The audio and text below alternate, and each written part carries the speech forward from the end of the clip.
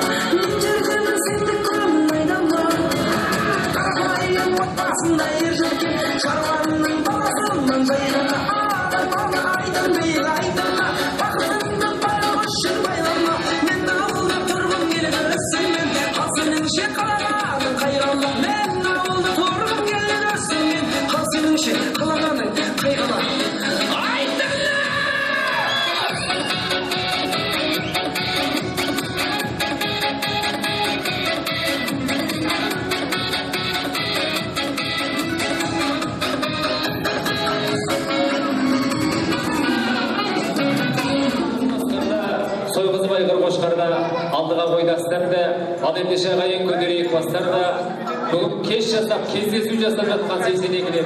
Төрге шығарып ұстазда асабаның әзінен, жақсастың әзірен, дастарханда жайнанып қазыменен қарданы, стаканменен бокал достың бәрі сіздерге депті міне. Микрофонмен аппарат алып кепті беріп, сіздерден болсын бір шапалақ деп екінші дастарханымызды тамаша, шапалақ көңіл күйімізбен бастайық.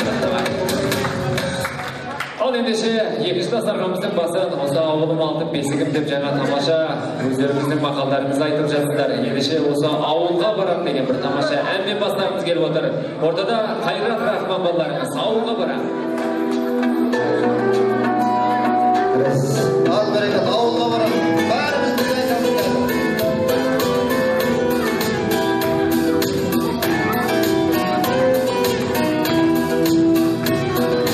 Sol жүрем бүгін, ада бүгін сол жүрем.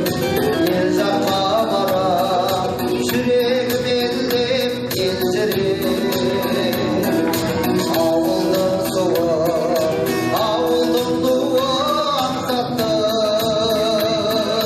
күйбең тірлікті, дүрбек сулары сәрсатты.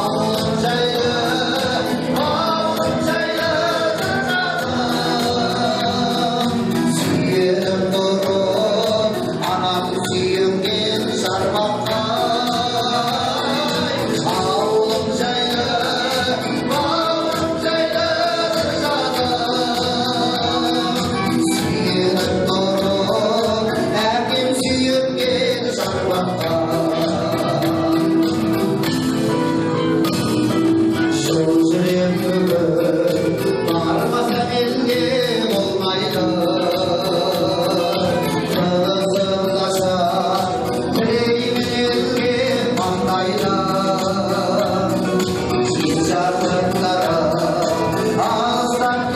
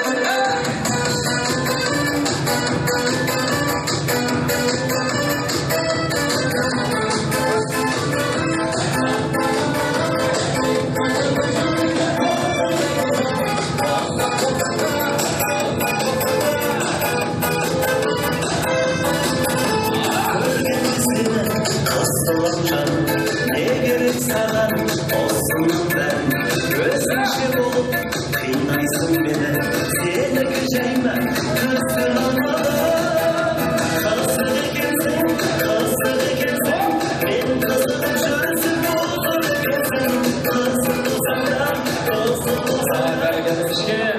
Бұғыласының бейі ұрып тұр, ағыласының қошеметі ұрып тұр кішкене. Бәрекелді. Ал бәрекелді. Ал ендеше, Алатаудай тілекті алақандай жүрекке сүйдіріп келдік. Бір ауыз тілектеріңіз болса. Кім бастайды?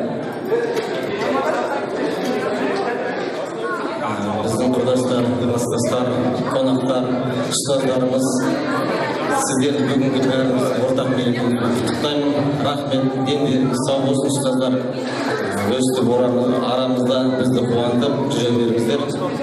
Сіздерге мың алғыс.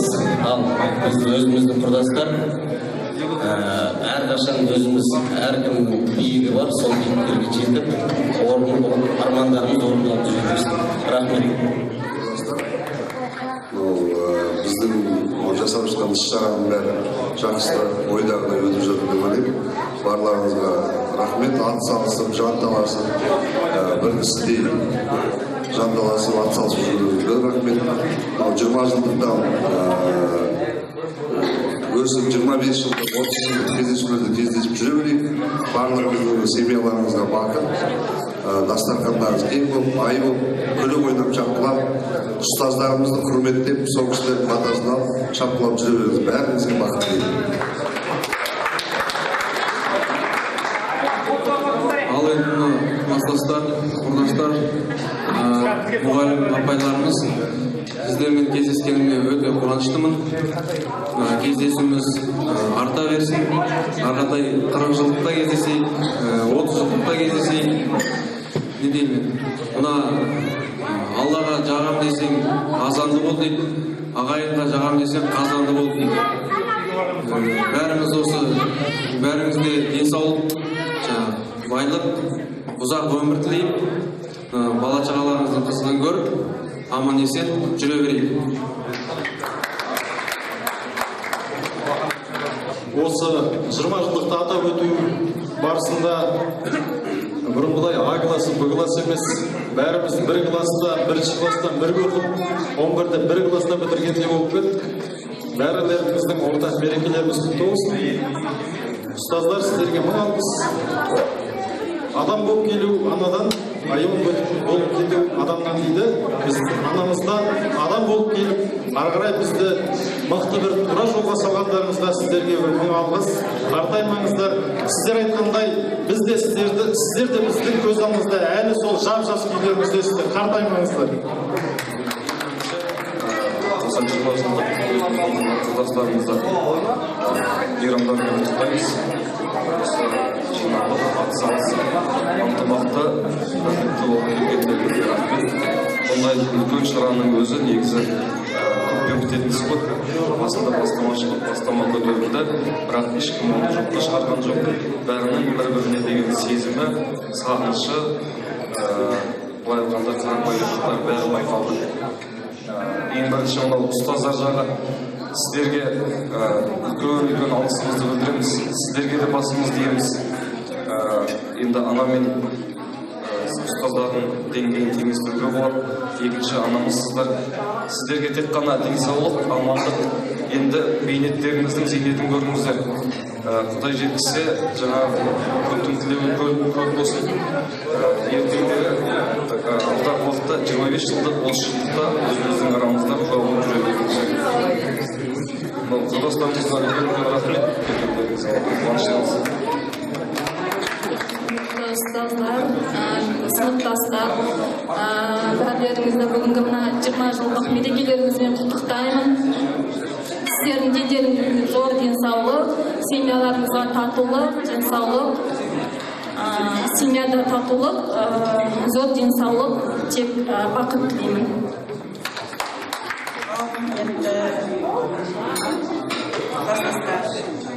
Құрметті ұстаздар, бүгін міне өте керемет кеш болып жатыр. 20 жылдан бәріміздің басымыз сондай күшті ойды ұстап жатыр. Барлықтарыңызға денсаулық тілеймін.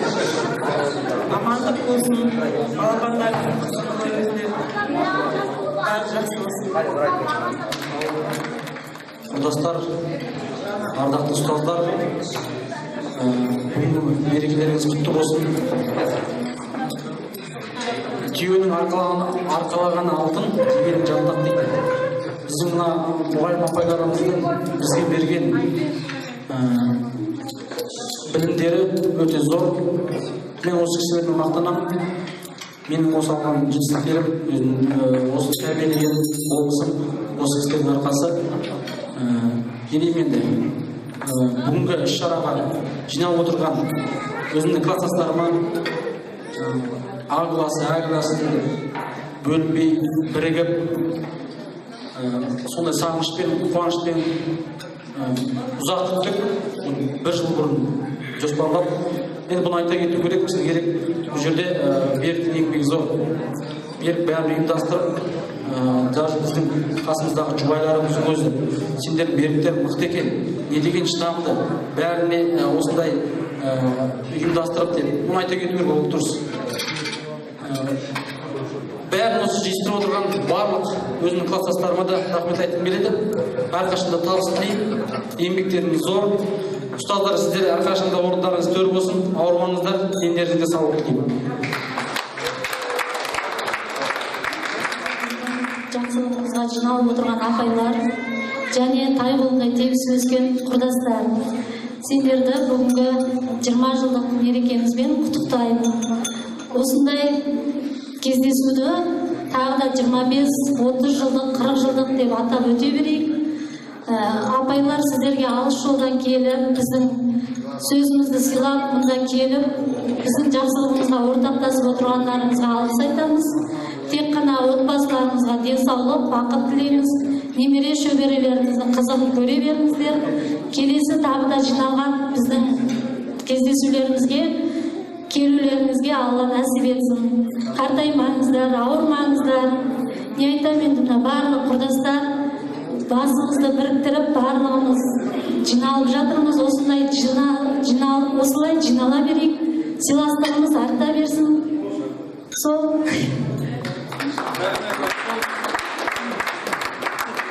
Ал мына Рамазан айына сай келген 20 жылдығымыз құтты болсын, құрдастар, ардақты ұстаздар, аналарымыз, екінші аналарымыз. Сіздердің берген білімдеріңіз әрқашан менің алдымнан, лично өзімнің алдымнан шықты көп жерден. Сіздер тұрғанда әрқашан біз мақтанамыз. Барлығыңыздың алдыңыздарын ақ жол шықсын. Сіздерге денсаулық, әрқашанда ұзақ өмір тілеймін. Дендеріңіз сау, біздің ортамызда өсіп жүре беріңіздер. Келесі кездескеніміз 30 жылдық, одан кейін 40 жылдық болсын. Бүгінгі мына тойымыз Рамазан айына сай келіп тұрғаннан кейін Аллахның құлағына мына айтып жатқан тілектеріміз, дұғаларымыз шалынсын. Дұға тілектеріңіз қабыл болсын. Дұға тілекті қабыл бол. Мына сайлауда ел қамын ойлайтын азамат сайлайық. Бәріміз соған атсалысайық. Еліміздің патриоты болғаннан кейін бағана бері патриоттар жайлы әңгіме айтып жатырмыз. Негізі шынымен сенемін, біздің балалар бәрі, класстастардың бәрі патриот. Қазақ үшін тұрады, қазақ жер ішінде тұрады. Сол себепте мен ойлаймын, ешқашанда жаңылыспаймыз біз. Ал енді өзімізге келетін болсақ не дейміз? Мына бәрі класстастарымыздың бәрі өзінің жолдарын тапқан жігіттер, қыздар, асуларымыз әрі алда болсын. Қажымас қайрат, талмас ғұмыр. Сол үшін алып көмек болмайды, алып көмек. Қазір жоқ ондай. Не деймін? Әрқашанда бақыт алдымызға кездесе берсін. Өстіп мол дастарханда еліміз аман, жұртымыз тыныш жүре берейік. Менің есімім Дастан болады. Мен күйеу балаларымыз болды. Торғай даласынан, Арқалық қаласынан келіп отырмыз. Ең басында Аллаға рахмет. Екінші Нарыққол жеріне рахмет.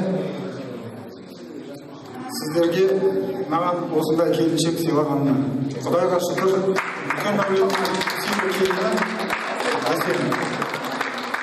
5 бала туып беріп, Қыпшақ әулетіне.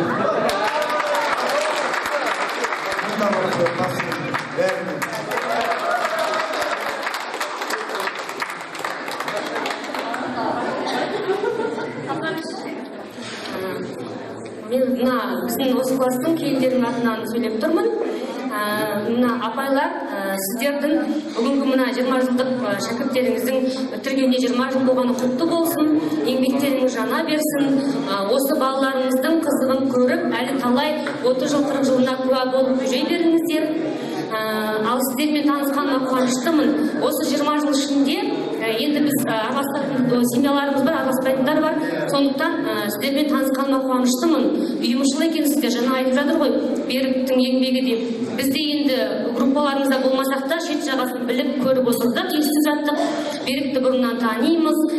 Сондай ұйымдастырушылық қабілеті жоғары жігіт. Сондықтан да барлықтарыңыздың еңбектеріңіз жана берсін, 20 жылдықтарыңыз құтты болсын.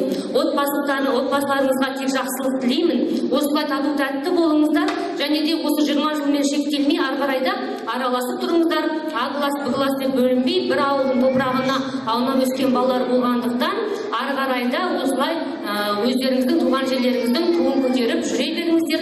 Тек жақсылық тілеймін. Құрметті ұстаздар, класстастар, құрдастар, бүгінгі 20 жылдық кездесулеріңіз құтты болсын. Әркімнің отбасына тыныштық, денсаулықтары мықты болсын. Әркімнің бала-шағасы үбірлі-шүбірлі болып, өстіп кездесіп, ынтымақты болып жүре беріңіз.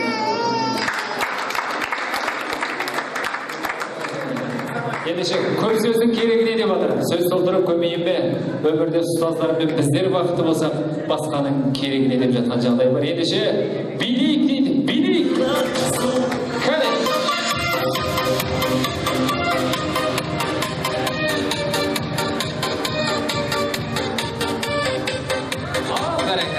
Сен барсың тек менде, келмейтін шектеуге, жадырап көктемде, нұрымды төккенде, көңілім күз болып күңіреніп кеткенде, ол жанымда.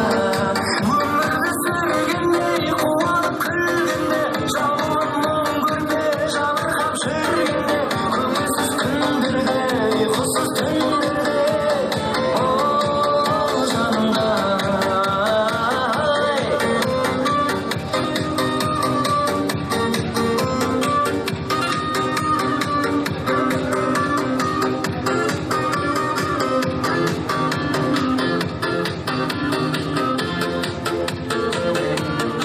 Сен барсың тек менде, келмейтін шектеуге, жадырап көктемде, нұрымды төккенде, көңілім күз болып күңіреніп кеткенде, ол жанымда. Өмірді сүргенде, қуанып күлгенде, жабылып күнде, жабырқап жүргенде, көңілсіз күндерде, ұйқысыз түндерде, ол жанымда.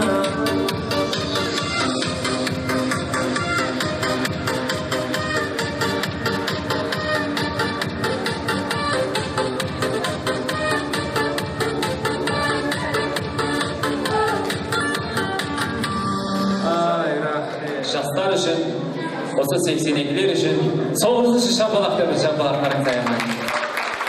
Ал ендеше, бір тақ көңіл күйлеріңіз түсіп, маужырай бастадыңыздар ма?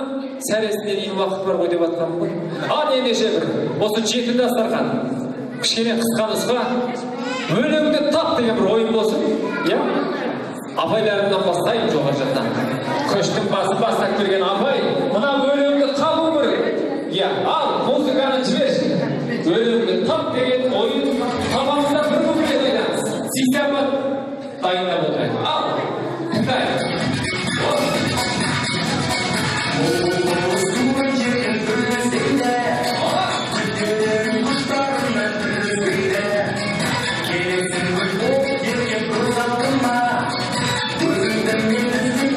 Ай, рахмет, кімде өлеңі?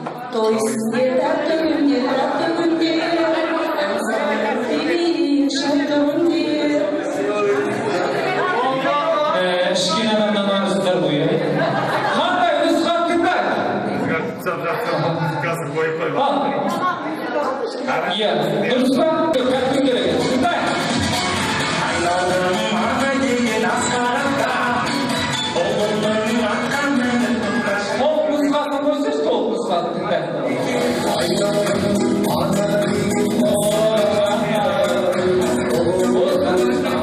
сіздерге көрейін дұрыстап тыңдайықшы дұрыстап біреуіміз табайықшы енді ал жіберші бір бөлім табайық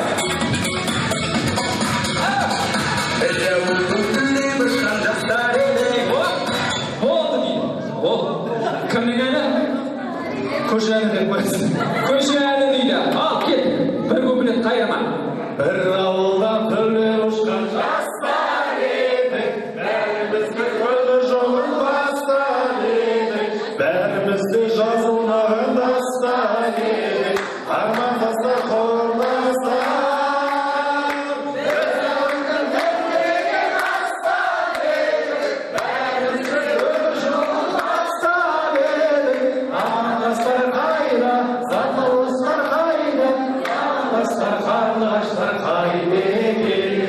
ал толық нұсқасы дайын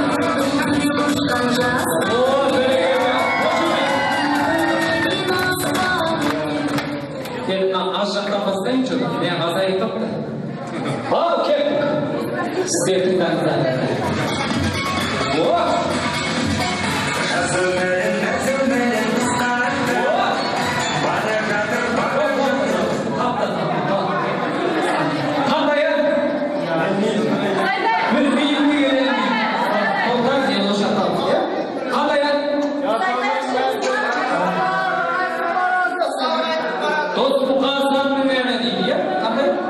бір көбірек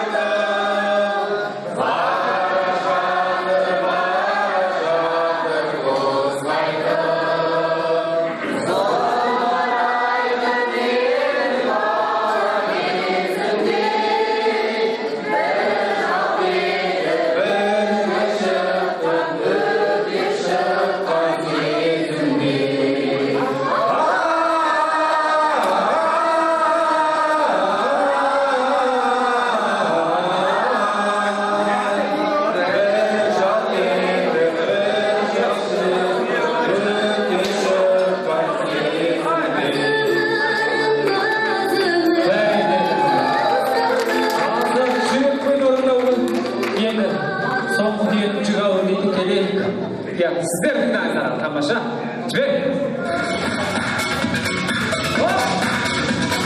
тамаша той думанмен таң атырса сол кезде жаныңда сен жан отырса тамаша жексенбі күн көл басында болды ысқырды ағам ысқырды иә кімнің әні тамаша ән қазақтың әні ғой тамаша жексенбі күн таң атырса жанымда айлай сұлу жан отырса тамаша тамаша емес бір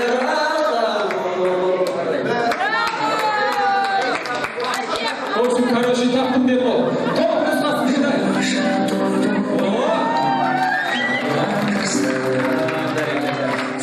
ал енді соңғы нұсқа бәрімізге арналған бәріміз қосылып тыңдайық кет жіберейік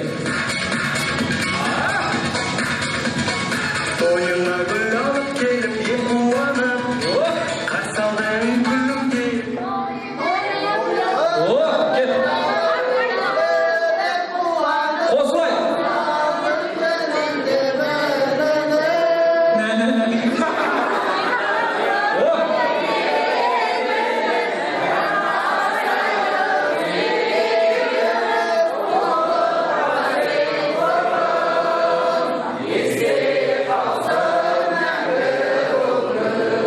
есте қалсын деп жатырмыз дұрыс па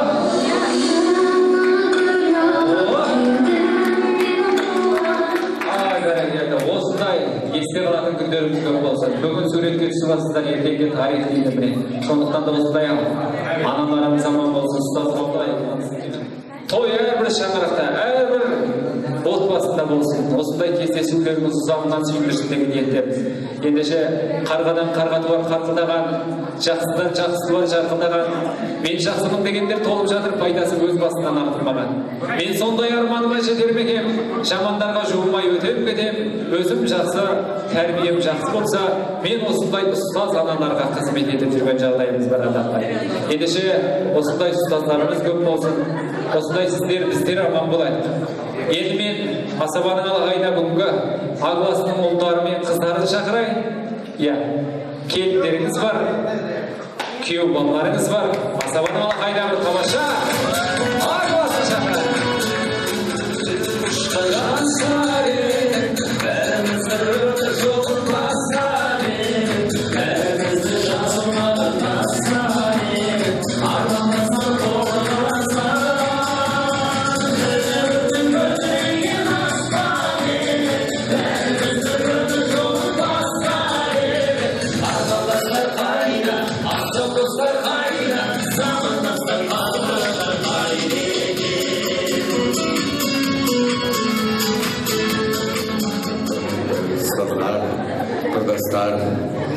Бүгінгі мейрам құтты болсын.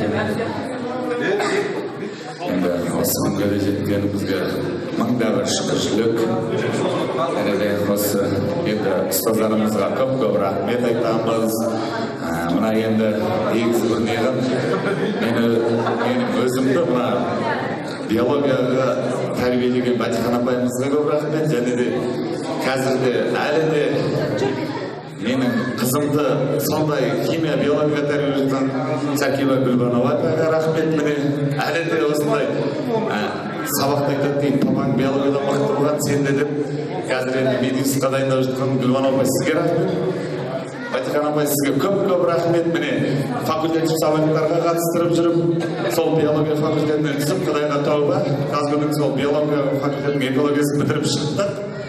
Жаман емес, біз барлық осы құрдастарымыз жаман емес. Енді өтірік айтпасақ, сол жылы 99 жылы бітірген Жаура Жандосовтың балаларының бәрі оқуға түсті деп сондай болдық негізі. Енді тәуба. Енді мына осы мейрамымыз құтты болып, осындай апайлар осындай мейрамға жете беріңіздер. Біздің осындай келешек мүмкін 25 жылдығымызда, 30 жылдығымызда бірге болыңыздар. Қазір енді мектеп директоры Нұрбақыт Дәулетбайұлына көп рахмет. Әлі де мектепте қандай не болсын бәрімізбен бірге жүріп жүрген. Енді құрдастар, мына келіп жатқан енді күйеу балалар келін деп жатыр ғой. Барлықтарыңызға көп рахмет. Алыстан ат терлетіп келіп жатсыздар, осындай 20 жылдық деп Нарынқолдың шалғайлығына қарамайын. Енді ол біріміздің сыйымыз деп ойлаймын. Енді заманымыз тыныш болсын, аспанымыз ашық болсын. Сондай тыныш заман, ашық аспанда осындай әрқашан той думандатып жүре берейік. Мына енді бір жерден берікпен біз қыздарға көп рахмет айтам. Осы 20 жылдық ұйымдастырып, қыздар, балалар бар. Енді біз өзімізден ауылда көп қатысамадық, бірақ қаладан жігіттер мен қыздарға көп рахмет айтам. Берік, саған көп рахмет айтам, басын ұйымдастырып бастаған. Құрметті менің құрдастарым, ауылдастарым, бүгінгі мереке құтты болсын. Бүгініне біз 20 жылда артқа тастап, балалық шағымызды еске алуға ауылымызға келіп қалдық. Жақсылық жасасаң ауылыңа жаса, жәудіреп қалған жас шағың барғанда сені бауырыңа басар. Бақытқа бөлер басқарың деп ауылымызға мектебімізге жақсылық жасасақ, соларға бір рахметімізді айтсақ деп келдік. Мына бағанадан бері айтып жатыр ұстаздар, сіздер біз бастауышта оқыттық, үлкенде оқыттық деп, мына біздің Анис апай марқұм апайды еске алмай кетпесек болмайды. Апайымыздың да әруағы бір аунап түскен шығар. Бізді оқытқан, ол кісі біздің әлі есімізде, конфет беріп, сол апайдың кәмпитін жеп оқыдық. Бәріміз бір үйдің еркесі болып, үйімізде де, мектепте де өте бір ерке бала болып, бір бақытты балалық шағымыз өте бақытты өтті. соның арқасында, сол тәрбиелердің арқасында біз бүгін бір жақсы бір белестерге жетіп жатсақ, оның бәрі мына сіздердің арқаларыңыз. Құрметті ұстаздар, мына сіздердің еңбектеріңіз өте бір қиын. Сіздер батыр адамсыздар. Бауыржан Момышұлы айтқан екен ғой, ұстаз деген батыр адам деп. Мына дәрігерді де, құрылысшыны да, қандай мамандық иегерін де бәрін тәрбиелеп шығаратын осы ұстаздар. Сіздерге мың алғыс. Мына класстастарымды көргеніме өте қуаныштымын. Мен өзім бір мектепте оқып жүргенде шынымен де бір жуас өте бір ортаға кіріп кетпейтін қыз болған енді. Қазір міне бізде бір қызмет істеп, жұмыс істеп, бізде бір өз үлесімізді қосып жатырмыз. Енді тойымыз тойға ұласын, керемет кеш болып жатыр. Осы кештің керемет өтуіне бәріміз атсалысып жатырмыз. Ары қарай жалғастыра берейік. Қадірменді қонақтар, кешке келіп жатқан атап айтып өтетін ұстаздарымыз отыр бәрі біздің. Мына баяғыда үлкен кісілер айтатын еді ғой, баланың балалы болғанды білесің. Сол мақалды қазір қарап отырсам, өзіміз сіздердің алдарыңызға кішкентай ғана бала болып келіп едім. Қазір қарасам бұл жерде құрдастарым, замандастарым әрқайсысы өздерінің бала шағаларын ертіп келіп, көріп, қуанып жатырмыз. Лайым осындай жиналудан Алла тағалам жазбасын, әрқандай жақсылықтар болсын, басып қоса берейік. Мына жерде жаңа барлық балалар айтып жатыр ғой, осы кешті, осы шараны ұйымдастырып жатқан активист ұл қыздар, мына атап өтсек деген Берік, мына жақта Елдос, Нұрсанат бар, біздің класстың қыздары бар, Алмас бар. Бәрілеріңе рахмет, дендерің сау болсын, еңбектерің әрқашанда жана берсін. Бағана Захан апайымыз бір балалық кезіміздегі бір қызықты бір жайтты айтып, қуантты. Негізі бір тағы бір оқиға есіме түсіп қалды. Мына Батихан апайымыз да бір көшеде тұрамыз, ол кезде біздің ата марқұм тірі. Ертеңінде келіп, Захан апа сіз ғана емес, Батихан апай күн дояды дейді. Алла тағала сіздерге денсаулық берсін. Алла бұйырса 20 жылдықта ғана емес, жаңағы 25 жылдық, 30 жылдығымызда арамызда жадырап ойнап жүре беріңіздер. Мына жақта міне Нұрбақыт ағамыз отыр. Жаңағы біз оқып жүрген кезде бұл кісілер жас, жаңағы ұстаздар болып келіп еді. Бұл кісілер бізге ұстаздар сияқты емес, бір өзіміздің достарымыз сияқты болады. Бір араласып, құраласып. Бақ мен анандайды айтып берсем, бір 20 жылдан кейін ұсталқа жүрмейік апайлар. Неше бір қызықты жағдайлар өтті. Бәрлерін көріп, қуанып жатырмын. Негізі ұстаз деген айтады ғой, жаңағы өте қиын жаңағы мамандық. Қазірдің өзінде біз үйде отырған кезде бір баланың оқуға миымыз кейде шынымен ашып кетеді. Ол сөздің жасыратын ештеңесі жоқ. Сіздердің самайларыңызға, ағарған әр тал шаштарыңызға біз қарыздармыз. Сіздердің арқаларыңызда өстіп міне қазір бір маман иесі болып, осы өмірде өздерінің ой бүтіп орындарын тапқан міне мықты азаматтар шығып жатыр. Аллаға шүкір. Сіздердің жаңа жолдарыңызды қуып келе жатқан ұстаздар, мына жақта дәрігерлер, заңгер, бәрі шықты, Аллаға тәуба.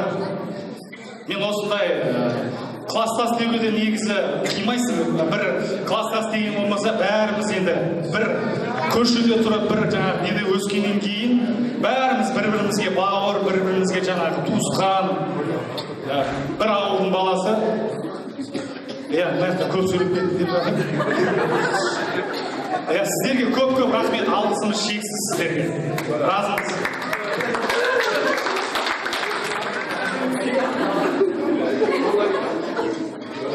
Құрметті ұстаздар, қадірлі класстастар, күйеу балалар, келіндер, бүгінгі біздің мерекемізге келіп жатқандарыңызға сіздерге көп рахмет.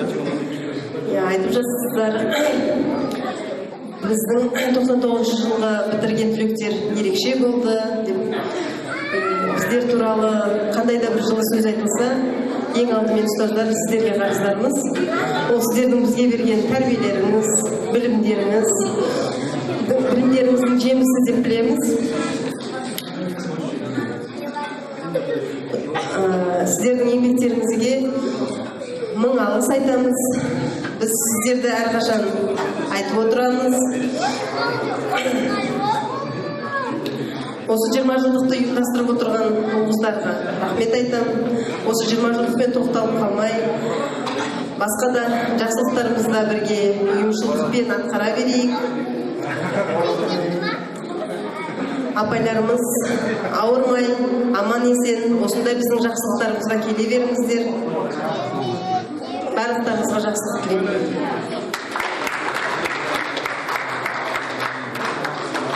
Құрметті сыныптастар, 20 жылдық мерекелеріміз құтты болсын.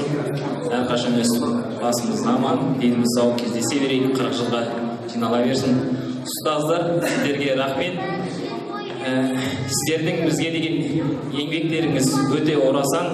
Сіздердің бізге берген пәннен бөлек өмірлік тәрбиесі бар,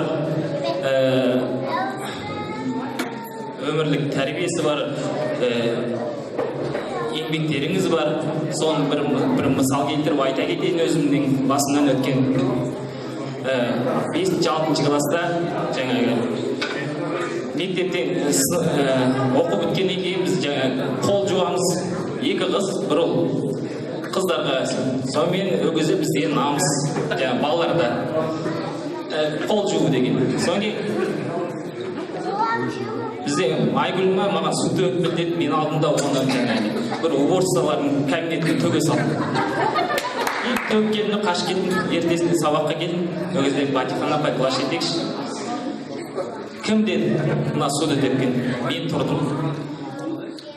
Уборщицалар, сен мынандай күн суықта қол жуу болмай ма деді. Ұрысқан жоқ, жай ақырын айтты.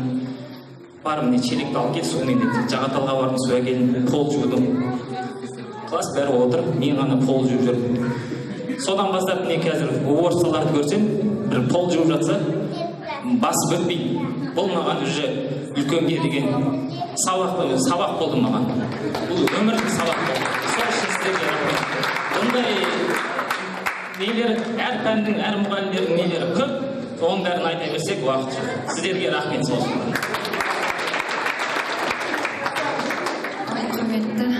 Ұстаздарым және құрдастарым, біз Құдай бұйырды бүгінгі күні өзіміз туған кіндік қанымыз тамған жерге 20 жылдан кейін келіп қалдық. Бірінші бізге жаратқан Алламызға рахмет, екінші туған анамызға, үшінші білім берген екінші анамызға рахмет. Сіздерге зор денсаулық тілеймін. Ешқашанда ауырмаңыздар. Өстіп арамызда күліп ойнап, әлі де біздің 40 жылымызда отырыңыздар. Және де біздің ұрпақтарымыздың тойларының төрінде отырыңыздар. Сіздерге тек денсаулық тілеймін. Ал құрдастарым, бүгін міне біреуміз әке, біреуміз ана болып келіп отырмыз. Бәрілеріңді көріп мен қуанып жатырмын. 20 жыл көрмеген құрдастарым бар. Барлықтарыңа денсаулық және де осы балаларымның қызықтарын көруге нәсіп етсін. Сол үшін енді бәріміз өстіп ары қарай сыйласып, осы неден тоқта қалмай, 40 жылдық, 50 жылдық, даже 60 жылдық, 100 жылдыққа да келейік. Сол үшін енді осы денсаулық берсін.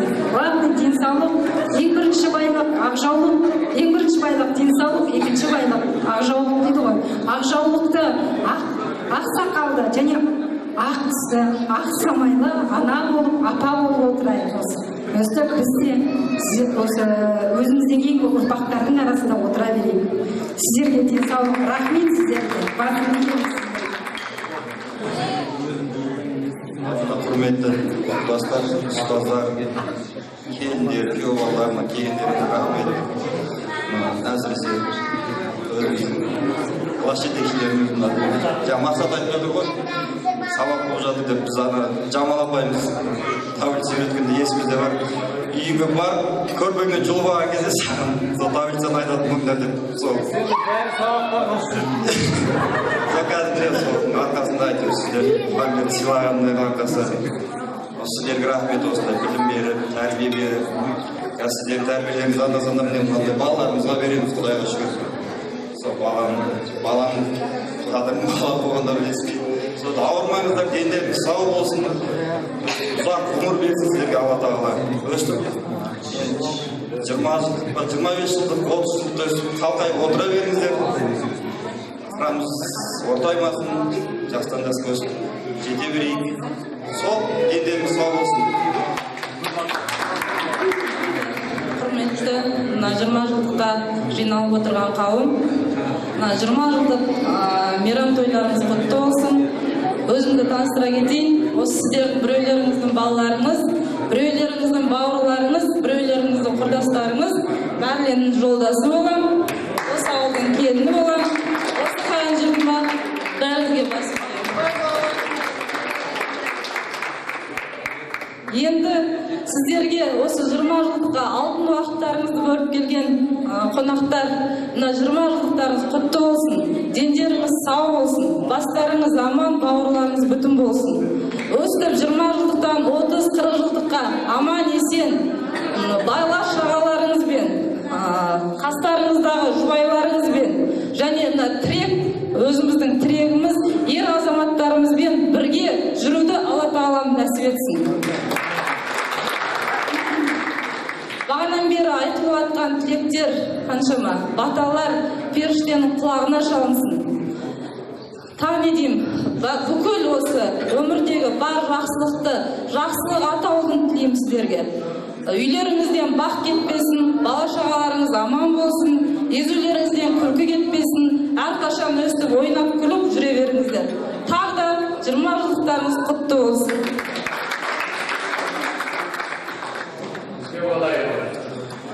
Маңқаудың күйеу баласы ғой, Құлатаевтар әулетін бүгін кештеріңіз құтты болсын.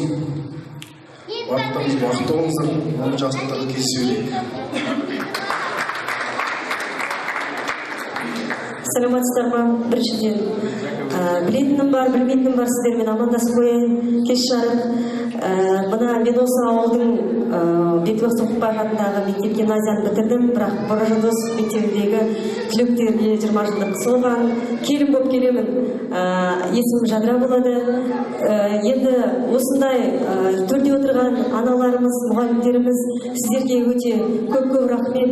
Жаңағы мінез құлық және солардың барлығы өсе келе, ортаға келе пайда болады деп айтады.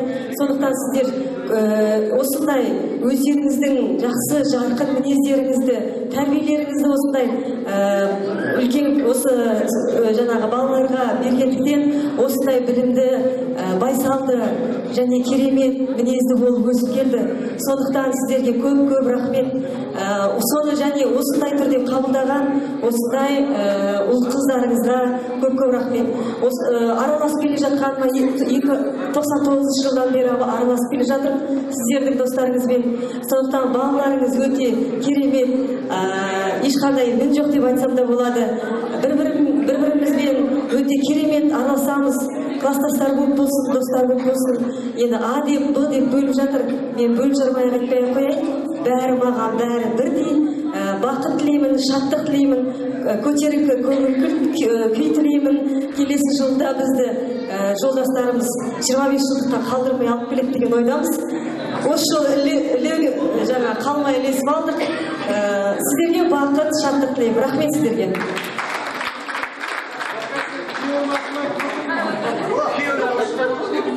Құрметті ұстаздар, сіздерге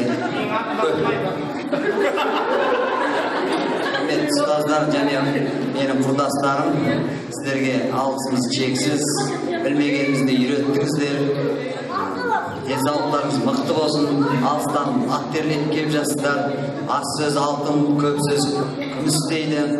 Сыйлап сонша жерден мына жұмылған жұдырықтай бірге болып осындай шараны өткізген мына құрдастарыма рахмет. Денсаулықтарыңыз мықты болсын. Қайда жүрсеңіздер де абыржды, абыройлы болып жүріңіздер. Көптен көп рахмет сіздердің берген тәрбиелеріңізге.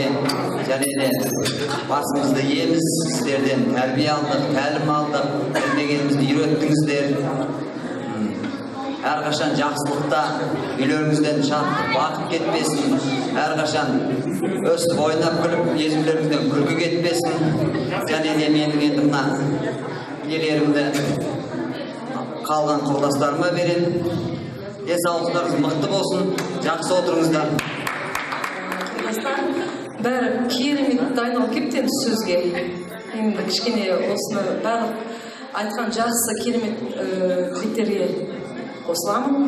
Бәріміз бақытты болайық, ауырмайық, жақсылығымыз көп болсын, бір-біріміздің жақсылығымызды бөлісуге Алла тағала нәсіп етсін. Біріміздің алдымызға үлкен кіші демей, бір-бірімізді басымызға қиындық емес, жақсылығымызды бөлісуге Алла нәсіп етсін, ауырмайық, бақытты болайық. Құрдастарым, мынау алыс жағынан келген барша қонақтар, той қонақтары, келген қадамдарыңызға мыңда бір рахмет. Денсаулықтарыңыз мықты болып, әрқашан барлықтарыңыздың. Құрметті абайларым, езулеріңізден әрқашан осылай күлкі кетпей, аман есен арамызда өстіп ойнап күліп, бала шағаларыңыздың, ұл қыздарыңыздың, немере шөберелеріңіздің арасында күліп ойнап жүре беріңіздер. Денсаулықтарыңыз мықты болсын, қартаймаңыздар, жүз жасаңыздар. Қасиетті ай, Рамазан айында ұстаған оразаларымыз қабыл болып, келесі жылдың Рамазан айын аман есен жетуді Аллахым нәсіп етсін. Аман болыңыздар барлықтарыңыз. Құрметті ұстаздар, сіздерге зор денсаулық, ұзақ өмір, дендеріңіз сау болсын, ешқашан көп ауырмаңыздар. Немерелеріңіздің, шөберелеріңіздің қызығын көріп, арамызда жүре беріңіздер. Сіздер енді мына өзіміздің құрдастарымыз 82 жылға сіздерге де бақыт тілеймін. Өстіп, ұлдарыңыздың, қыздарыңыздың үлкен болып өсіп, үлкен Қазақстан Республикасының үлгілі азаматтары болып өсуіне тілектеспін. Құрметті ұстаздар, айтады ғой, ұстаздың бір күндік білімі ұрпаққа мың күндік азық деді. Аллаға шүкір, сіздер берген азықпен сусындап жүріп жатырмыз. Енді көп созбай қояйын. Менің бірінші сынып оқитын қызым сіздерге бір Бұқар жыраудың 10 тілектегі өлең оқып берсін.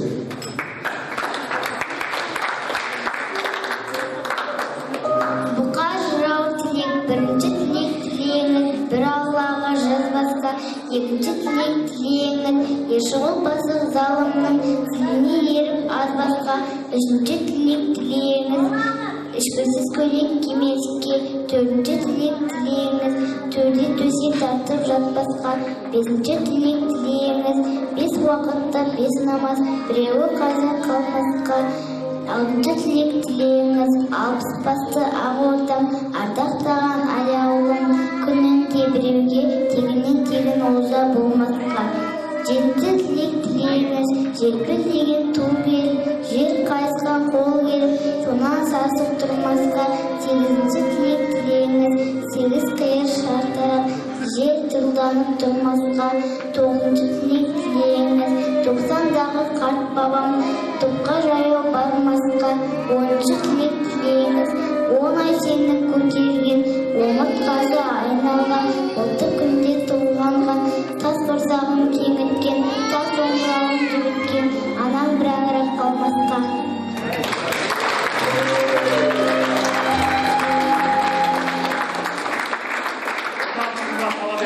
Ал қандай керемет тілектер, көп кішкентай бүлдіршіміздің айтқан тілегі Алланың құлағына шалынып, аумин десін періштелер дейді ғой. Енді міне бағанан бері ағыласын бәрі сөйледі деп ренжімеңіздер. Өйткені қамшының қысабындай мына қысқа өмірде енді қашан кездесеміз, бұндай кездесу тағы да бола ма? Осындай сұрақтар бәрімізді мазалайды. Сондықтан бір кездескенде әрқайсымыз бір-бірімізге деген жылы лебізімізді білдіріп тұрсақ, ол өте керемет нәрсе деп ойлаймын. Сондықтан да әрқайсымыз өзіміздің білгенімізше сіздер енді бағанан бері айтып жатсыздар ғой, міне 20 жылдық кездесу деп. Менің ерекше айтып кететінім бұл алтындай ардақты алтын ұстаздарыма айтқым келеді. Сонау Алматыдан біздің сөзімізді жерге қалдырмай, бізбен бірге қуанышымызды бөлісуге келгендеріңізге мыңда бір рахмет. Сіздердің үшін біз қарыздармыз. Әрқашанда қарыздар болып қала береміз. Сіздер үшін еңбек етуге әрқашан дайынбыз. Сіздерге көп рахмет. Екінші айтатыным, бағанан бері бәріңіз айтып жатсыздар, Берікке көп рахмет, бастама жасады деп. Әрине Берікке рахмет, бастамасын жасап отыр. Бірақ егер бәріміз бір жұдырықта жұмылып, қаржылай көмектесіп, барынша білгенімізше көмектеспесек, мұндай керемет кездесу болмас еді. Сондықтан мен әрқайсыңызға рахмет айтқым келеді. Барлықтарыңа, құрдастарым, сыныптастарым, келіп отырған келіндер, күйеу балалар, бәріңе мыңда бір рахмет, бәріңе бас ием.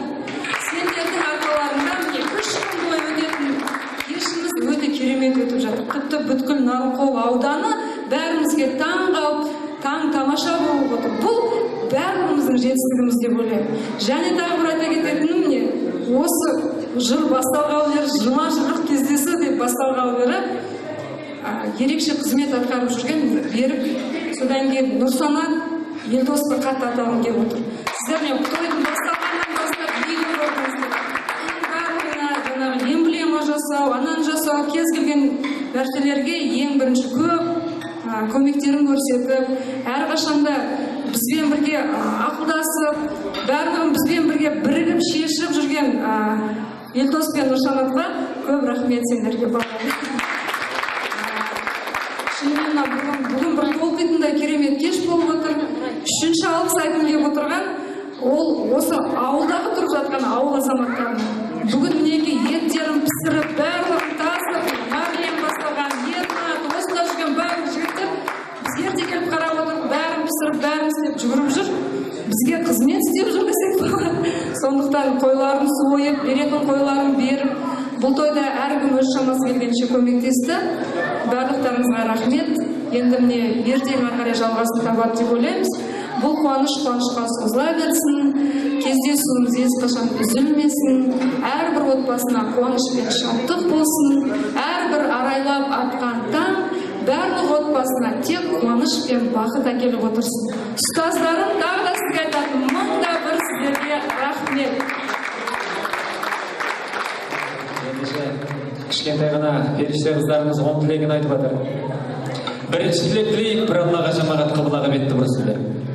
Екінші тілек тілейік, екі дүние бақыта бұйырып сізге, бұйырып бізге тұрсындар. Үшінші тілек тілейік, 300 менің аман бол, тектілердің ұрпағы қазағым ғана болсындар. Төртінші тілек тілейік, бабадан қалған тұлпарда тектілер ғана мінсіндер. Бесінші тілек тілейін, қаза болмай бес намаз сәждеге тереңсіңсін деп. Алтыншы тілек тілейін, алталаштың алдында 20 жылдық кездесуге келген жастарды шайқалып күліп жүрсін. Жетінші тілек тілейін, жетесіз болмай ол қызың жет атасын білсін деп. Сегізінші тілек тілейін, 8 наурызда аналар бір сәт күлсін деп. Тоғызыншы тілек тілейін, 9 мамырда енді 40-қа келдік деп тоқтап қалмай, келесі жыл тағы да осы жастардан немере шөбере сүйсіндер. 10-шы тілек тілейін, осы әулетті жаратқан бақытты ғана қылсын деп, тағы да тілек айтайық, естіп тұрған ағайын бір қошемет тұрсын деп, бір қошемет. Ал бәрекелді, билейік.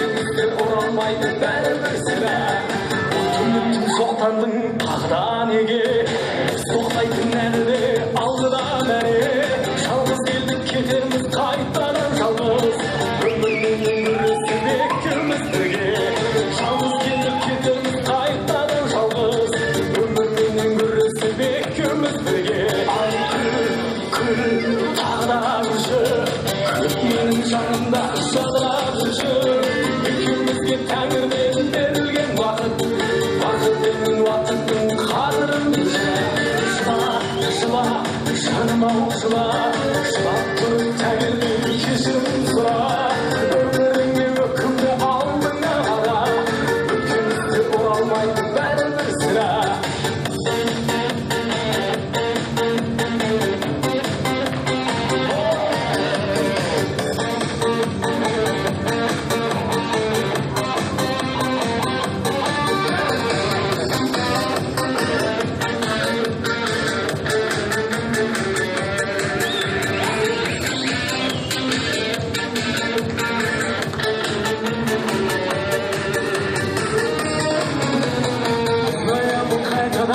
анам дене сіздерне тұрмаймыз бір қалып келе арың менен иман бол деген жолдас өміріңді сүре бер өзіңді сүйе арың менен иман бол деген жолдас өміріңді сүре бер өзіңді сүйе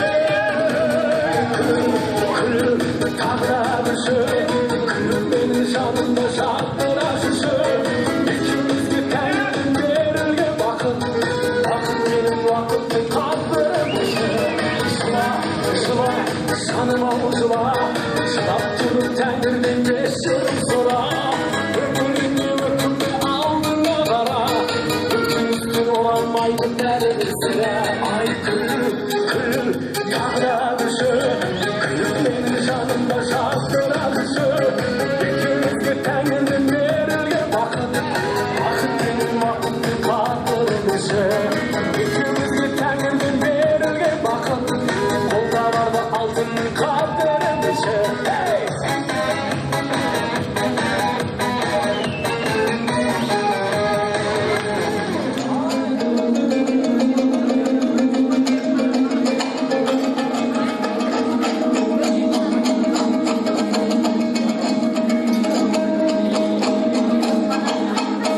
Біздің ауыл кетпенің етегінде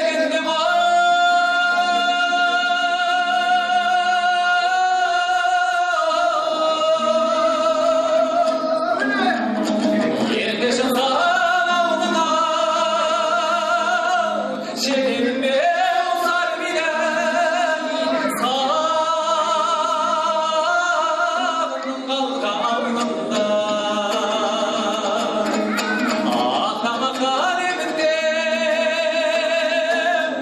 бір ескертем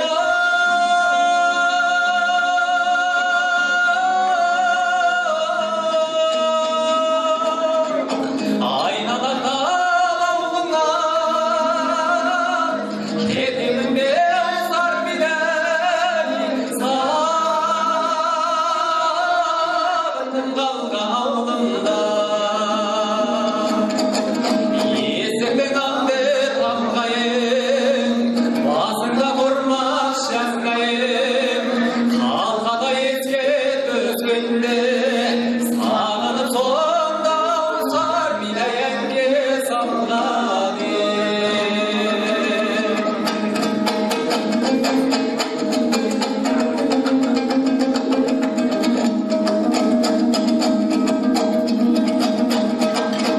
қолдарым ай қойды ғой бастан бір күні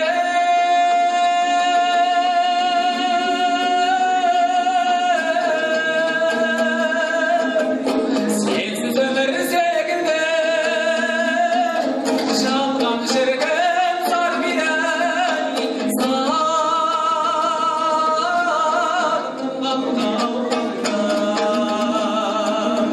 атарымды бассам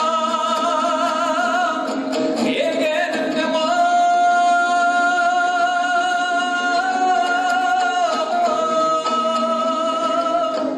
кер маралдай керіліп шықсаң шіркін зар бидай сағым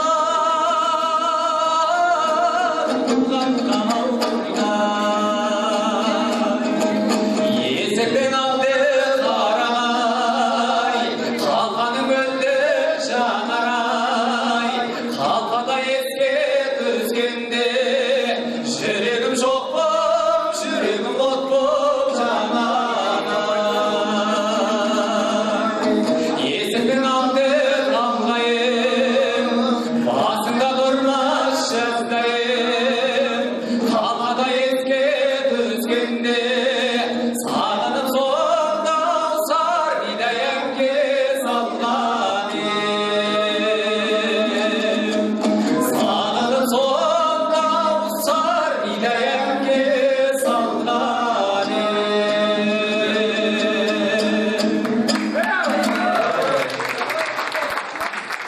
ал бәрекелді көтерем күйегі күш беретін айғай шуларыңыз болса жүк қылайық халық әні керме ойнайды деген бір тамаша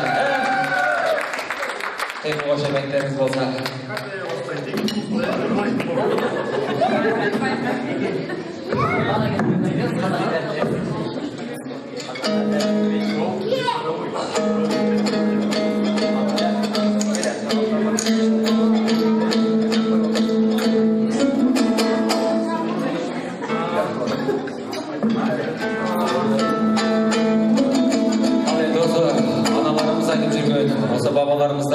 біздің құлақ құрышымызды қандырып қалған атадан балаға бүгінгі мирас болып қалған өнелердің бірі осы бір дәстүрлі әнімізді сіздердің құрметтеріңіз үшін тартып өтейік.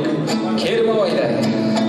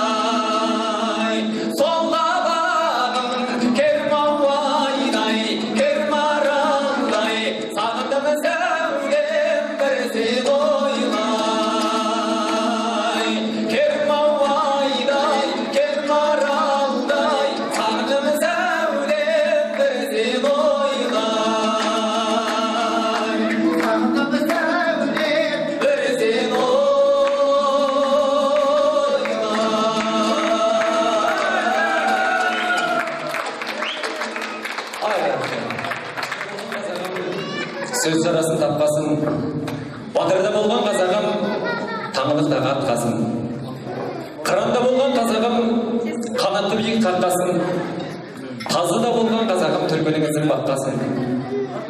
Түйеде болған қазағым, заманның жүгін артқасын. Іргеліміне ел болып, бостандықтан атқасын. Той жасап жатқан осы әулетті бәре жаладан Алла сақтасын дейді. Ендеше осындай шаңырақтарыңызда әрқашан той болсын. Жегендеріңіз әрқашан осындай ауылымыздың тойы той думаннан келе қылмасын деген ниеттеміз. Ал ендеше бір тамаша осы Берік бауырымыздың атынан осы номер 172 мектеп гимназиясында екеуміз бір спорт салған, бір жылда қатар кірген, екеумізді академия бітірген осы ағам жолымызда ағамыз. Сондықтан осы ағамның атынан рахманы құсақ болса, Рамазан Стамғазиев ағамыздың Дәриға Дәурен әнін ағамыз үшін тартып өтейін. Қабылдаңыздар.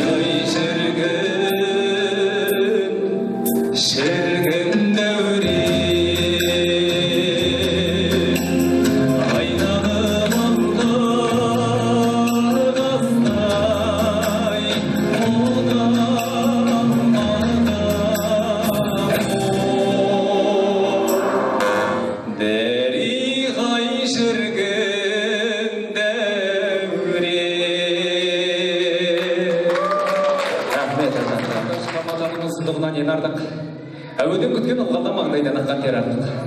Көл көсіріп қара мұнайдан көмбеген алды пісірер көк сиырдың көң артық. Ауылшыл деген атақтан алға жылба болса да алдар көсенің тонардық. Төбірлетіп қой қылып баршасына ойын қылған.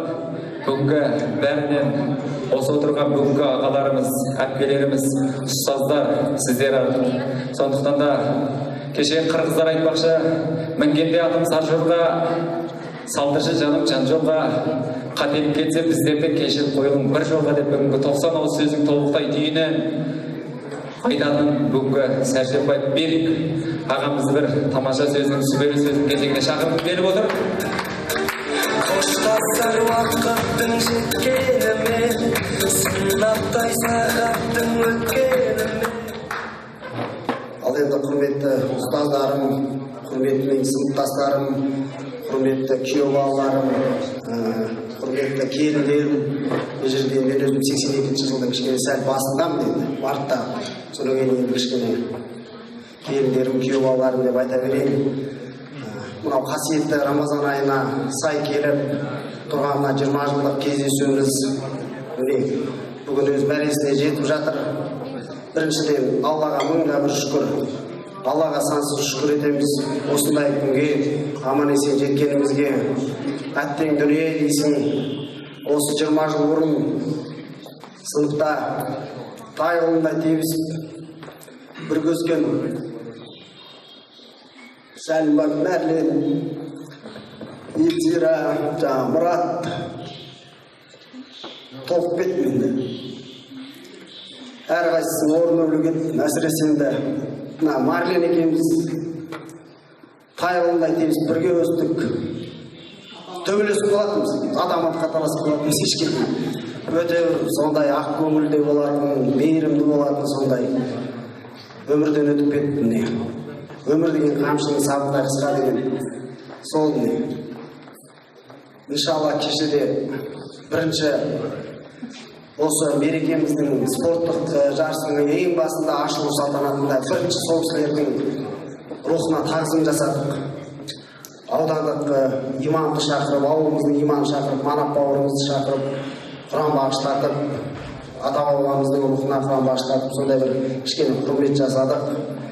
Енді өлі риза болмай тірі байымайды дейді. Жатқан жерлер жайлы болсын, жандары жәннатта болсын. Біліп-білмей жасаған Алла кінәларын кешірсін. Артында қалған жанұялы болған кісілердің семьялары аман болсын. Енді ол кісілерді еске алмасақ болмайды. Бұл өмірге бәріміз қонақпыз. Біз кетеміз дейді ғой, Бағали атамыз айтады ғой, пай-пай өмір, өтесің-ау бір күні, тиясың-ау қуанышты күлкіні, өмір деген бір жарқ кеткен найзағай, өмір деген көк аспанның күркірі, пай-пай өмір, өтесің-ау бір күні. Болмағандай, жүрмегендей сенде біз кетеміз-ау, кетеміз пендеміз, ұрпақтарға береміз де кезекті, біз кетеміз, кету үшін келгенбіз. Сол сияқты енді бәріміз де қонақпыз бұл өмірге. Сондықтан өмір тіршілік бар жерде, өмір бар жерде тіршілік бар дейді. Тірі адам тіршілігін жасайды. Міне біз де 20 жылдық кездесуімізді, біз де өзіміздің бір перзенттік парызымызды бір дұрыстап атқарайық деген ниетпен осындай біздің қасиетті ұстаздарымызға бір басымызды иіп, шамамыз жеткенше сый-сияпат жасап, сол кісілерді бір күн көңілдерін көтеріп, қастарында болайық, баталарын алайық деген ниетпен осындай кездесуді ұйымдастырдық. Әрине, кемшіліксіз дүние бола ма? Осы кездесу барысынан бастап бір адамдарды өкпелетіп қойдық, бір адамдарға қатты айтып қойдық, бір адамдарды кішкене сондай бір теңестірулер арқылы кішкене біреулер бүйтіп жатыр ғой, бүйтейік та бізде дегендей қылып кішкене ашырақ айтып өкпелетсе кешірім өтінемін бәріне. Оның бәрі менің өзім жеке басымның абыройы емес, бір сыныптың бір мектеп болған соң жаңағы бір үлкен бір мемлекет сияқты ғой мектеп. Қазақ айтады, жаңағы жанұя деген ол бір кішкентай мемлекет дейді. Біз Жұлдыз мектебінің түлектері, біз ауылда 3 мектеп болған соң кәдімгідей біз бәсекелестік өстік. Біз төбелестік те.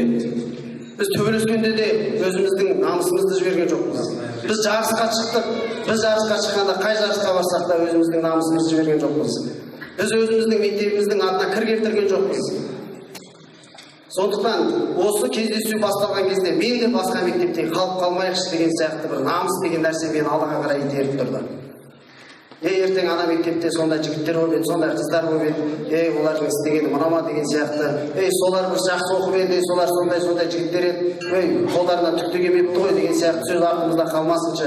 Біз де ел жұртты ұйымдастырайық қолымыздан келгенше деген ниетпен ұйымдастырдық. Әрине Ақмарал айтып отыр ғой, бір адамның қолынан келетін дүние емес, бір адамның шығарған ақшасымен бітетін дүние емес бұл. Бұл жерде қанша қыз отыр, ұлдар отыр, келе алмай қалған ақшасын қосқан, келе алмай қалған ақшасын қосқан жігіттер отыр. Соларға Алла риза болсын, бәрілеріңе Алла риза болсын. Біз жаңағы бірліктің арқасында осындай дүниені жасап отырмыз. Сондықтан бәріңізге мыңда бір рахмет. Енді үйді салсаң да ең бірінші фундаменті мықты болу керек қой. Сондықтан енді осы 20 жылдық кездесуді бастаған кезде енді жаңа біреулер былай деп біреулер бағаланбай қалып жатыр. Мына Рысбек Талғат кепті маған. Машинамен районға өзі жұмыс бабымен жүреді. Берік Шымкентке барып келдім дейді. Мен не істедім десем, ойбай, Берік менің жолдасым деген 81-лермен оқыған ғой. Бір класста 4-ақ бала екен дейді. Аналардың жасаған 20 жылдық кездесуін көрсең, Берік айтамайын деді ғой. Екеуміз шайды қойдық, отырдық та, содан бардық та, Беке, бір ручкамен парақ алып келші, қанша бала бар еді, қанша қыз бар еді, группа ашайық деп, ең бірінші Талғатқа бір рахмет. Осы нәрсені бастап. Одан кейін группа ашылып қосылдық. Одан кейін жаңағы жұмыс бабы бар, нелер бар, ұмытып кетем. Кешкісін келіп, жұмыстан келіп, сотын ашпасаң, алмасы ұрсып атады. Жаңа жыл болып қалды ғой. Жаңа жылға дейін жарты 50 мыңның жарты 25 мың саламыз дедік қой, қыздар хотя бы 15 мың. Айына 5 мыңнан салып отырайық дедік қой. Қайда мына түрімізден біз өткізбей қаламыз деп. Ал ашшылап ана кімнің Алмастың ашшы шыққан дауысын қарасаң, сондай бір адам оянады да ұйықтап жатқан. Алмасқа мың алғыс. Одан кейін ауылда достарым бар ғой.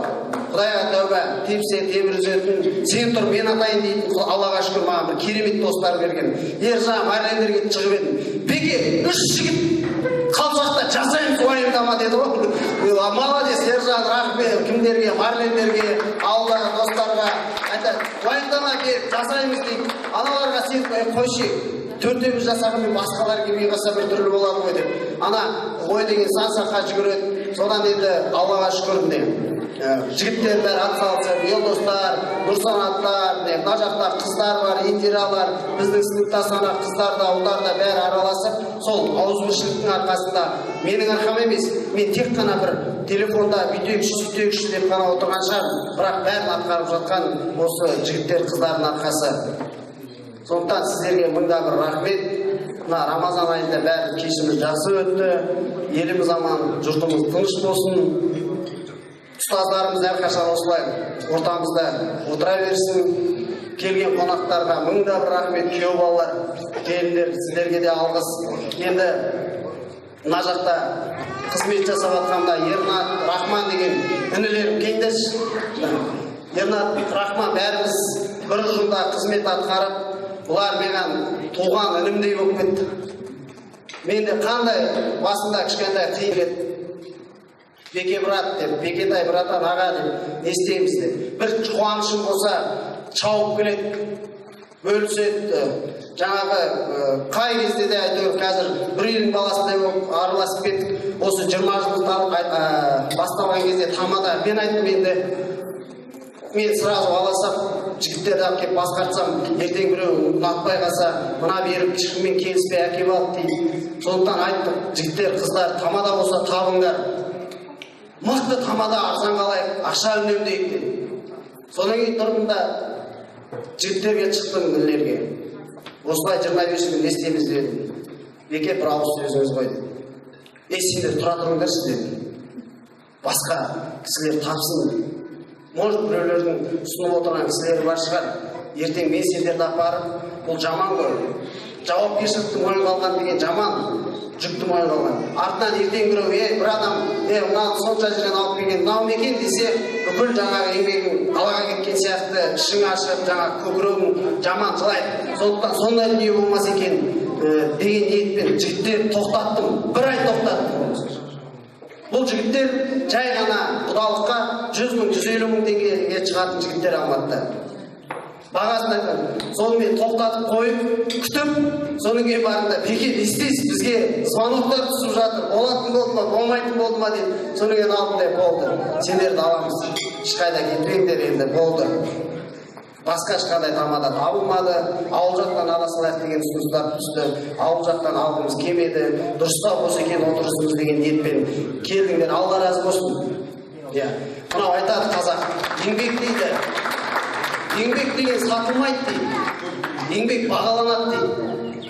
Сондықтан жігіттер еңбектерің жаңағы бағаланады. Қандай қызмет жасап жатсыңдар, сол еңбектеріңе лайықты баға жасаймыз. Алла разы болсын. Бала-шағалардың қызықтарын көріңдер. Қандай бата алып жатсыңдар, үлкен кісілер қуантып жатсыңдар, сауап алып жатсыңдар, бала-шағалардың қызығын көріңдер. Бүгінге бұл жігіттердің екеуінің де машинасы жолға жарамай аяқ асты. Міне әріптес әлгі сыйласқанның құлы бол деген мына жақта аяқ асты машина керек болып қап. Аяқ астында Төлеубек деген мына менің өзінің практикантым болып келген военный делодан мектепке. Сондай керемет жігіттер, кішіпейіл. Сонда Төлеубекке шығып, Төлеубекке айтып көрейінші деп бойыма түсіп кетті. Төлеубек осы апарып келесің бе мына аяқ асты жігіттер машинасы жарамай қалды десең, аға бір ауыз сөзіңіз ғой деп. Соңғы қоңырауды өткізейін болды алып кетемін деп. Мына өзімнің практикантым болды, қазір әріптес болып жүр военный делодан бері. Төлеубек саған да рахмет. Жігіттер алып кеп, Одан видеокамера керек болды. Видеокамера не істейді? 400-500 мыңға табылды. Содан барып енді тағы да әйтеуір Құдайға шүкір сол сыйласқанның арқасы ауыл жақтан алайық. 100 мың, 200 мың, 300 мың деп. Содан кейін барып ауыл жақтан шығып мына өзімнің Керімбай Жанат деген менің ағайым. Осы ауылда жаңағы біраз жылдар бойы осы операторлық қызмет атқарады. Қойға түсіреді жаңағы. Сол кісіге шығып айтып едім ғой, болды беке. Жасаймыз ғой, уайымдамасаңыз деп. Міне Алла разы болсын, ол кісілерде көмектерін жасап, Аллаға шүкір. Сұлтан ағамызбен де келісіп, той залының иесі Сұлтан ағам қайда Рысқұл тәтем. Ол кісілерге де мыңда бір алғыс звондап едік, болды деп. Таң атқандыға дейін отырыңдар берік. Қалада түрікке бермей ақшаны ресторанға. Маған алып кеп осы ауылға қасын деп жатқан сендерге рахмет, молодецсіңдер. Түріктер 12-ге дейін ғана отырғызады, бір адамға 10 мың төлеп, 15 мың төлеп. Мен сендер таңға отырсаңдар да рұқсат беріп дейді ғой. Міне, көрдіңіздер ма? Осы жерде мыңда бір рахмет той залының иелеріне. Той залының иелеріне мыңда бір рахмет. Осындай бізге көмек жасап жатыр, қызмет жасап жатыр. Мына официант, мына ұлдар, қыздар, сендерге де рахмет. Достарым, бәріңе рахмет. Енді сөздің соңында не айтам, мен көп сөйлеп кеттім, енді ренжімеңіздер. Бір жыл күткен кеш бұл. Сондықтан сөйлеуге тура келеді. Енді дүние дейміз, дүниенің түбіне жетпейміз, бәрі қалады ғой. Кейде бір осы тәуба шүкір деген дүниені ұмытып кетеміз. Сондықтан енді сөзімнің аяғында бір аман есен жүргеніңе шүкір деген бір Рамазан айында бір имани сондай бір кішкентай өлең жұмбақтарын оқып берейін. Таудан биік секілденіп талғамың, арудан биік секілденіп арманың, пенделікпен ұмытамыз тәубені, сынағын аштай алмай Алланың. Қошеметті көрмесеңіз несі бар нәрсені ақылменен шешіп ал, жылы сөзді естімеген кезіңде, керең болып туғандарды есің ал. Тәубеңе кел, пендесің ғой несі бар, сабырсыздар, қадірсіз боп қосылар, дүниеге қолың жетпей қалғанда, қос қолы жоқ адамдарды есің ал. Бақыт мәңгі тұрсын десең басында, қанағат қыл, ашуланба, тасынба, көлігің жоқ деп ренжуің бекера, аяғы жоқ адамдардың қасында. Топ алдында түрге болып төтеден, тым болмаса айтпадым деп екөлің, ақын болып тумадым деп налыйсың, мылқау болып туғаныңдан етерең. Ой қалдырып, әркім айтқан пікірге, бейберекет бойырамыз күпірге, таумен тасқа ұра бермей басыңды, аман есен жүргеніңе шүкір де, деді. Осы күнімізге шүкір. Амандықта кездесек, аман болыңыздар. Еліміз аман, жұртымыз тыныш болсын. Бәріңізге үлкен рахмет. Апам бір тілек дейді. Бүгінгі жиналып отырған көпшілік қауымына да келеңдеп кешіргізген сендерге мұндағы рахмет. Жақсы сөйлеп жатсыңдар, сол сөздің барлығы Алланың құлағына шалсын, нәтижесі берекелі қабыл болсын. Өмір деген көліккен, жүзесің де өтесің. Дүние деген сол екен, еңбекпен оған жетесің. Алтыннан сарай салсаң да, бір ұл тастап кетесің. Бәрінен де сыйласаң сен мұратқа жетесің. Сондықтан сыйласаң. Біздің жаңағы тойымыз әлі жалғасын табады. Енді ертең бізде тағы да бір жоспарымыз бар еді, үлкен мына Байқол деген таудың етегіне барып, Байқол өзенінің жағасына барып, сол жерде жаңағы табиғатқа демалсақ дегенбіз. Серуендеп, жаңағы сол жерде қымыз ішіп, тамақ ішіп, сірне жасап, сол жерде кішкене доп ойнап, демалып қайтсақ дегенбіз. Соған ұсыныс, егер ұстаздар, апайлар уақыттарыңыз болса, ертең бізбен бірге барып келіңіздер. Сіздерге мың алғыс, енді бізбен бірге бәріне шыдадыңыздар, енді аяғынан енді тағы да барып қайтыңыздар. Ұсыныс, енді жиналу. Таңертең сағат 9-да осы той залының алдына жиналамыз. Өйткені қалаға жол жүретін кісілер бар. Бүрсігіні, арғы күні жұмыс, сондықтан ертең ертерек барып, ертерек қайтсақ, кеш батпай жаңағы қалаға жол жүретін кісілер арғы күні жұмыстан кешікпей ертерек үйге барып, жаңағы арғы күні жұмысқа дайындалса дегенбіз. Сондықтан сіздерден өтініш енді, біз сағат 9 деді ғой, 10-11-де жиналады ғой деп сағат 11-де келмей, сағат 9:00 тұрайық. Үш жерде 9:00 жылжып кетейік. Өйткені біз сағат 8-де келіп, жаңағы алатын продуктымызды алып, 2-3 адам қазір ақылдасамыз, сосын алатын продуктымызды алып, сіздер жиналған кезде жүріп кетейік деп отырамыз. Соған енді бәріңіз келіңіздер, тойымызды қуанышты бөліссең көбейеді деп бөлісіп жатсыздар, апайлар рахмет, сонша жерден келіп. Қыздар, жігіттер рахмет. Енді аяғына дейін шыдап, демалып қайтыңыздар. Сұранып алыңыздар. Ал ендеше түлектер сағынышы деген бір тамаша ән бар екен. Ендеше Самал қыздарымыздың орындауында түлектер сағынышы деген тамаша ән сіздердің құрметтеріңіз үшін.